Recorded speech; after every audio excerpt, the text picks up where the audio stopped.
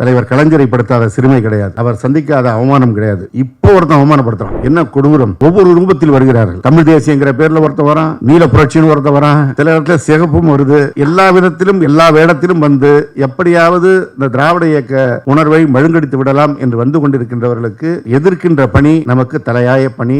RSS காக்கி drawer போட்டிருக்கவன் அரசு பணியில் இருக்கிறோம்னு வெளிப்படையா வரலான்னு இன்னைக்கு சொல்றான்னா எவ்வளவு துணிச்சலும் திமிரும் அவர்களுக்கு இருக்கும். கிட்டத்தட்ட 2 மணி நேரமாக நாம் அவையில் இருக்கிறோம். அதிக நேரம் எடுத்து உங்களை சோதனைக்குள்ளக்காக நான் விரும்பவில்லை. கருஞ்சட்டை விருது, கருஞ்சட்டையே விருது தான். பெரியார் அந்த கருஞ்சட்டையை போட்டதனால்தான் இன்று இந்த மேடைக்கு நாம் வந்திருக்கின்றோம். அதில் இந்த மேடைக்கு விழாவுக்கு கலந்து கொண்டு விருதை வழங்க வேண்டும் என்று ஐயா அவர்கள் அழைத்த போது ஒரு நிமிடம் எனக்கு யோசனை தான். விருது வாங்குகின்ற அத்தனை பேரும் வயதில் மூத்தவர்கள், அனுபவத்தில் மூத்தவர்கள், சேவையில் மூத்தவர்கள். நாம் போய் அதை கொடுத்தால் அது எப்படி இருக்கும் என்ற ஒரு எண்ணம். அப்புறம் தோணுச்சு, அப்பாவுக்கு பிள்ளை விழா எடுப்பது இல்லையா, அதே போல் அவருடைய பிள்ளைகளாக இருந்து இந்த விழாவில் கலந்து அவர்கள் ஆற்றுகின்ற அந்த பணிகளை தொடர்ந்து செய்கின்ற அந்த வாரிசாக நாம் வந்து மேடையில் அமர்வோம் என்ற அந்த உணர்வோடு இந்த மேடையில் இருக்கிறேன். இந்த மேடையில் இருக்கின்ற அண்ணன் உமாபதிக்கும் எனக்குமான தொடர்பு நீண்ட கால தொடர்பு. என்னுடைய தந்தையாருக்கும் அவர் நண்பர், எனக்கு அண்ணன், பல வழிகளில் எனக்கு வழிகாட்டி கொண்டிருப்பவர். இந்த அரசியல் இயக்கத்தில் இருந்து கொண்டு பொது வாழ்வில் இருந்து கொண்டு பணியாற்றுகின்ற நேரத்தில் பகுத்தறிவு சிந்தனைகளை தொடர்ந்து எடுத்து செல்கின்ற அந்த பணியை, எங்கள் கனவுகளை வண்ணமயமாக்கி அதை நனவாக்கி நடப்பாக்கி கொடுப்பவர் அண்ணன் உமாபதி அவர்கள்.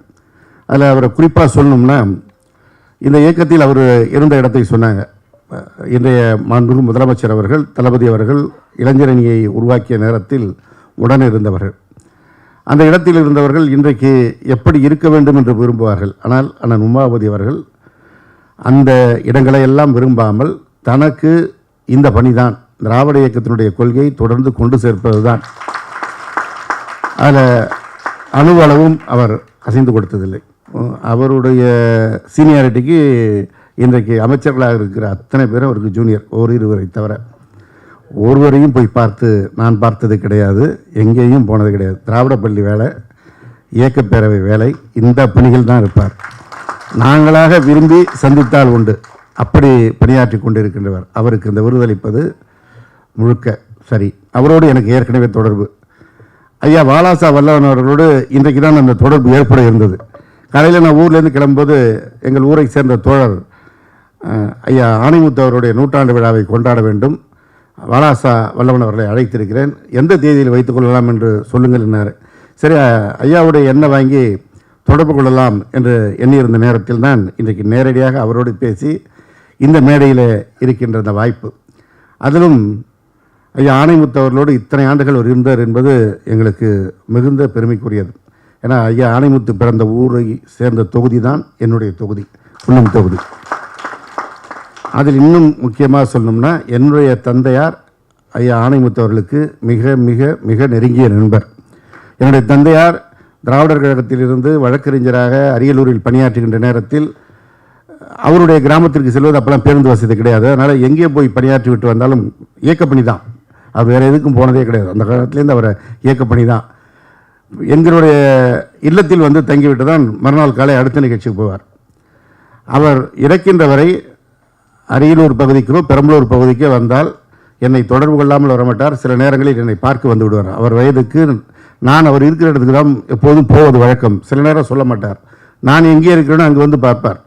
அப்படி பெரியாரை போன்றே அதே அடுத்தவர்களை அந்த மதிக்கின்ற பாங்கு, அந்த கொள்கையை எடுத்து செல்கின்ற பாங்கோடு இருந்த ஐயா ஆணைமுத்து அவர்களோடு இருந்த ஐயா வாலாசா வல்லவன் அவர்களுக்கு இந்த விருது வழங்குகின்ற நிகழ்ச்சியில் விருதை வழங்கியது எனக்கு கிடைத்த பெருமையாக நான் கருதுகிறேன்.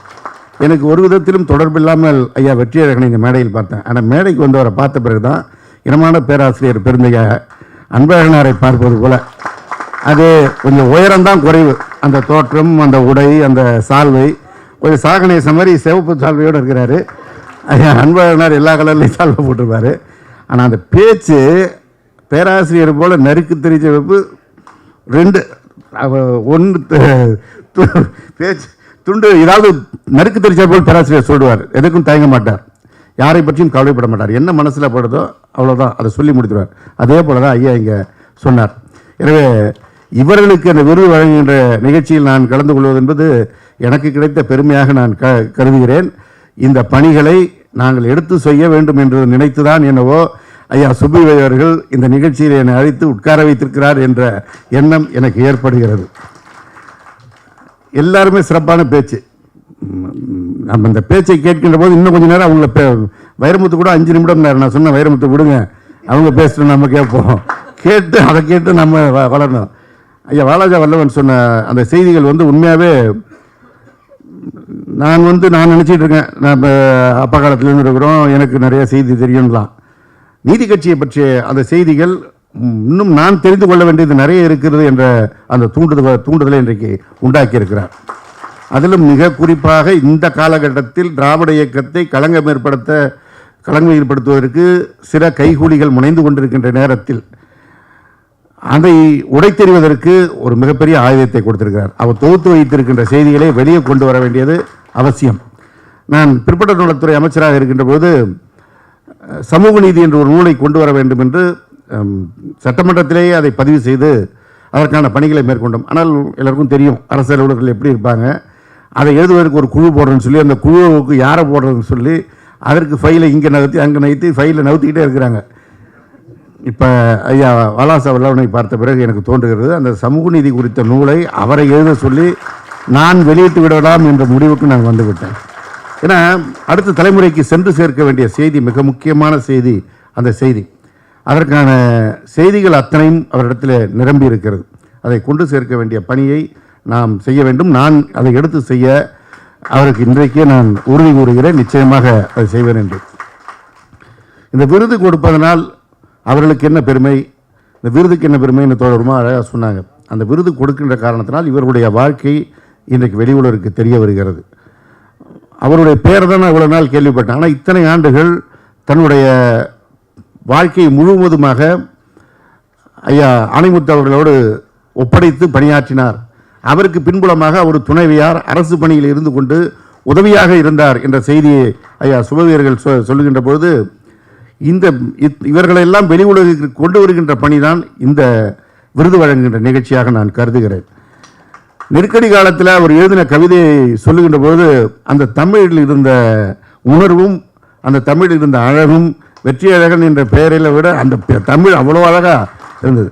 அதை இன்னும் உணர்வோடு எந்த குறிப்பும் இல்லாமல் அவர் சொல்கிறார். எப்போ எழுதின தலைவர் கலைஞருக்கு தான் இந்த நினைவாற்றல் உண்டு. மனோகரா படத்து வசனத்தை 50 ஆண்டு கழித்தும் அவர் எப்போ மேடையில் உட்கார்ந்தாலும் யாராவது தவறாக பேசிட்டு அவர் உடனே அதை எடுத்து சரியாக கொண்டு வருவார். அதே நினைவு நுட்பத்தோடு இங்கே ஐயா வெற்றியழகன் அவர்கள் எடுத்து வைத்தார்கள். அவருடைய நினைவுகளை பதிவு செய்ய வேண்டியது நம்முடைய சமூக கடமையாக நான் கருதுகிறேன். ஏன்னா இவர்களை போன்றவர்கள் இருக்கின்ற காரணத்தினால்தான், அதுவும் சொன்னார், ஒரு மொழித்திருத்தகத்தில் இலக்கண வகுப்பு எடுத்தேன் என்று, அதுதான் திராவிட இயக்கத்தை கொண்டு வந்து சேர்த்தது. இன்றைக்கு நம்ம முதல்வர் சொல்வார், அவர் இளைஞரணியை அமைக்கின்ற பொழுது ஒரு முடித்திருத்தத்தில் அவருடைய நண்பர்களை இணைத்து அங்கே உட்கார்ந்து பேசிதான் இந்த இளைஞரணி என்ற அணியவே முதற்கட்டத்திலே கொண்டு வந்தேன் என்று சொல்வார். அந்த உணர்வு அவர்களெல்லாம் செய்ததுதான் இன்றைக்கும் இந்த இயக்கம் உயிர்ப்போடு இருக்கிறது. இன்னும் உயிர்ப்போடு இருக்க வேண்டும். ஏன்னா நம்ம பார்த்துக்கிட்டு இருக்கோம், ஆர்எஸ்எஸ் காக்கி டிராயர் போட்டிருக்கவன் அரசு பணியில் இருக்கிறோம்னு வெளிப்படையாக வரலான்னு இன்னைக்கு சொல்கிறான்னா எவ்வளவு துணிச்சலும் திமிரும் அவர்களுக்கு இருக்கும். அதை ஒடுக்க வேண்டுமென்றால் இன்னும் நீண்ட காலம் நாம் போராட வேண்டிய இடத்தில் தான் இருக்கிறோம். இங்கே தமிழ்நாட்டை பொறுத்தவரை ஒரு கட்டத்திற்கு வந்துவிட்டோம். ஐயா தந்தை பெரியாரால், பேரறிஞர் அண்ணாவால், தலைவர் கலைஞரால், இன்றைக்கு இருக்கின்ற நம்முடைய திராவிட மாடல் முதல்வரால், தமிழர் தலைவர் ஐயா வீரமணி, ஐயா சுபவி இவர்கள்லாம் இன்னும் உழைத்து கொண்டிருக்கின்ற காரணத்தினால் இந்த அளவிற்கு வந்திருக்கிறோம். ஆனால் இதை இன்னும் வட இந்தியாவிற்கு கொண்டு சேர்க்கின்ற பணி நமக்கு இருக்கிறது. அவங்க எப்படியா இருக்கட்டும், நம்ம எப்படியா இருந்துடலாம்லாம் இருக்க முடியாது. ஏன்னா ஒட்டுமொத்தமாக அவர்களையும் சேர்த்து இழுக்க வேண்டிய பணி, அந்த பணியைத்தான் இந்த நாடாளுமன்ற தேர்தலில் நம்முடைய மாண்புமிகு முதலமைச்சர் அவர்கள் எடுத்துக்கொண்டு செய்த காரணத்தினால்தான் இன்றைக்கு ஒரு மிருகபலத்தோடு வந்திருக்க வேண்டிய பாஜகவுடைய ஆட்சி தடுக்கப்பட்டு இன்றைக்கு அவர்கள் ஒரு முடங்கி போகின்ற சூழலில் கொண்டு வந்து நிறுத்தியிருக்கிறார். நம்முடைய தமிழகத்திலே கடந்த தேர்தலிலே நம்முடைய கழகத் தலைவர் தளபதி அவர்கள் அமைத்த கூட்டணி, சட்டமன்ற தேர்தலில் அமைத்த கூட்டணி தான் இந்தியாவின் மற்ற மாநிலங்களில் இருக்கின்ற மாநில கட்சி தலைவர்களுக்கு ஒரு பாடமாக வழிகாட்டியாக அமைந்த காரணத்தினால்தான் அவர்கள் அதை ஏற்றுக்கொண்டு இந்த நாடாளுமன்றத்தில் செய்ய முனைந்த காரணத்தினால்தான் இந்த தேர்தலில் இந்த வாய்ப்பு ஏற்பட்டது. இல்லைன்னா மிருகபலத்தோடு வந்திருப்பார்கள். மிருகபலத்தோடு வந்திருந்தால் என்ன நிலைமை என்று கூட நாம் நினைத்து பார்க்க முடியாத நிலையில் இருக்கிறோம். இப்போவே குற்றவியல் சட்டங்களை எல்லாம் எடுத்துட்டு அவன் ஏதோ ஹிந்தியில் பேர் சொல்கிறான். இன்னும் நமக்கு அந்த பேர் வாயிலாக கூட வரல. அந்த சமஸ்கிருதத்தில் சொல்கிற அந்த வார்த்தை ஏதோ ஒரு சங்கீதா, ஏதோ ஒரு பேர், அது மட்டும்தான் ஞாபகம் வருது நமக்கு. ஏன்னா அதையும் நம்ம தோழர்கள் தொடர்ந்து சொல்லிட்டு இருக்கிறாங்க. அந்த பேர் கூட நமக்கு இன்னும் சொல்ல வரல. அந்த சட்டத்திற்கு அவர்கள் மாற்றி இருக்கின்ற பெயர்களை கூட சொல்ல வரவில்லை. அந்த அளவுக்கு போகின்றவர்கள் அந்த மிருகபல ஆட்சியில் வந்திருந்தால் காஷ்மீருக்கு என்ன நிலை ஏற்பட்டதோ அதே தான் எல்லா மாநிலத்திற்கும் ஏற்பட்டிருக்கும்.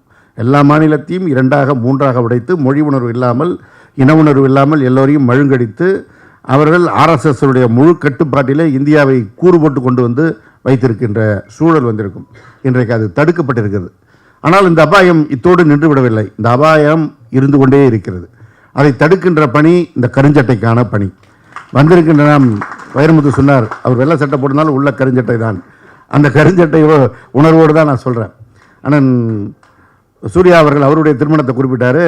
என்னுடைய தந்தையாருடைய திருமணத்தை ஐயா வாலாஜா வல்லவன் அவர்கள் குறிப்பிட்டார். 1966 என்னுடைய தந்தையாருடைய திருமணத்தை ஐயா ஆணைமுத்து அவர்களும் ஐயா ஆசிரியர் தமிழர் தலைவர் அவர்களும் முன்னின்று நடத்த தந்தை பெரியார் தலைமையில் எங்களுடைய சொந்த ஊரில் நடந்தது. காரணம், என்னுடைய தந்தையார் அண்ணாமலை பல்கலைக்கழகத்தில் படிக்கின்ற போதே ஐயா ஆசிரியர் அவர்களுக்கு வகுப்பில் ஜூனியர், அவங்களோடு இணைந்து ஐயா பெரியார் வருகின்ற பொழுது அவர்களோடு அந்த பகுதியிலே பகுத்தறிவு பிரச்சாரத்திற்கு கூடவே செல்கின்றவர். அந்த உணர்வோடு இருந்த வழியில் வந்தவர்கள். எனவே அந்த உணர்வு இன்றைக்கு எனக்கு இருந்தாலும் இன்னும் செய்ய வேண்டிய பணி இன்னும் நமக்கு இருக்கிறது என்பதுதான் இந்த மேடை நமக்கு கொடுக்கின்ற செய்தி. இந்த விருது பெற்றிருக்கின்றவர்கள் கொடுத்திருக்கின்ற செய்தி. இந்த விருது என்பது அவர்களுக்கு பாராட்டுரை என்பது மாத்திரமல்ல, இன்னும் தொடர்ந்து அவர்கள் பணியாற்றுவார்கள். ஏன்னா எல்லாமே இளைஞர்களாக தான் இருக்கிறாங்க. அவர்கள் நடைமுறையாக இருந்தாலும், பேச்சாக இருந்தாலும், உணர்வாக இருந்தாலும் எல்லோரும் அப்படியே இருக்காங்க. எனவே அவருடைய பணி இன்னும் தேவை. அந்த பணிக்கு இன்றைக்கு அவர்களை அடுத்த கட்டத்திற்கு இன்னும் உற்சாகப்படுத்துகின்ற நிகழ்ச்சியாகத்தான் இந்த நிகழ்ச்சி இருக்கிறது. இந்த நிகழ்ச்சிக்கு வந்திருக்கின்ற மற்ற தோழர்கள் நாம் இதே போன்ற பணியை முன்னெடுத்து செல்ல வேண்டும். பெரியார் சொன்னது போல யாரும் இந்த பணியை முன்னெடுத்து செல்ல முன்வராத காரணத்தினால் நான் என் தோளில் தூக்கி போட்டுக்கொண்டு பணியாற்றினேன் என்று சொன்னது போல நம்முடைய பகுதியில் நாம் அந்த பணியை தொடர்ந்து செய்ய வேண்டும். நம்மை பற்றி இகழத்தான் செய்வார்கள். கிண்டல் அண்ணன் சொன்னது போல் ஒருத்தர் சொன்னார்னு, கருவாட்டு சாம்பார்னு எல்லா வார்த்தையும் பயன்படுத்துவாங்க. நம்மளுடைய சங்கடப்படுத்துவதற்கு, சிறுமைப்படுத்துவதற்கு எல்லாம் சொல்லுவாங்க. தலைவர் கலைஞரை படுத்தாத சிறுமை கிடையாது, அவர் சந்திக்காத அவமானம் கிடையாது. இப்போ ஒருத்தன் அவமானப்படுத்துகிறான், என்ன கொடூரம்! அதை கண்டு கொதித்திருந்து தான் ஐயா சுபவி அவர்கள் அதற்கு ஒரு மறுப்பு கூட்டமாக இங்கே கூட்டத்தை நடத்தினார்கள். அந்த எதற்கு அவங்க அதை இன்றைக்கும் சிறுமைப்படுத்தி பேசுகிறான்னா அவனால் தாங்க முடியல. தலைவர் கலைஞருடைய சாதனைகளை, அவர் கொண்டு சேர்த்த கொள்கைகளை இன்றைக்கும் அது வெற்றி நடை போடுகிறது, தொடர்ந்து வெற்றி நடை போடும் என்கின்ற அந்த தாங்க முடியாத ஆத்திரத்தில் தான் அவர்கள் இந்த செயலை செய்து கொண்டிருக்கின்றார்கள். ஒவ்வொரு ரூபத்தில் வருகிறார்கள். தமிழ் தேசியங்கிற பேரில் ஒருத்த வரான், நீல புரட்சின்னு ஒருத்த வரான், ஏதோ ஒரு விதத்தில் வந்து கொண்டிருக்கிறார்கள். சில இடத்துல சிகப்பும் வருது. அது எல்லாத்தையும் எல்லா விதத்திலும் எல்லா வேடத்திலும் வந்து எப்படியாவது இந்த திராவிட இயக்க உணர்வை மழுங்கடித்து விடலாம் என்று வந்து கொண்டிருக்கின்றவர்களுக்கு எதிர்க்கின்ற பணி நமக்கு தலையாய பணி. அந்த பணியை நாம் தொடர்ந்து செய்ய வேண்டும். செய்வதற்கு தான் இந்த விழா. இந்த விழாவில் கலந்து கொண்டு எல்லோரோடும் பங்கேற்று அவர்களை பாராட்டுகின்ற வாய்ப்பை அளித்தமைக்கு நன்றி தெரிவித்துக் கொள்கிறேன். இங்கே சமூக ஊடகங்களில் பணியாற்றுகின்ற அந்த தோழர்களுக்கும் பாராட்டப்பட்டது. அவருடைய 3 சேனலையும் இப்போ நான் சப்ஸ்கிரைப் பண்ணிட்டேன், முழுமையாக பார்ப்பேன். வந்திருக்கிற எல்லோரும் அந்த 3 சேனலையும் சப்ஸ்கிரைப் செய்யுமாறு அவர்கள் சார்பாக கேட்டு இந்த நிகழ்ச்சியில் கலந்து கொண்டு சிறப்பித்திருக்கின்ற உங்களுக்கு நன்றியை தெரிவித்து விடைபெறுகிறேன். நன்றி, வணக்கம்.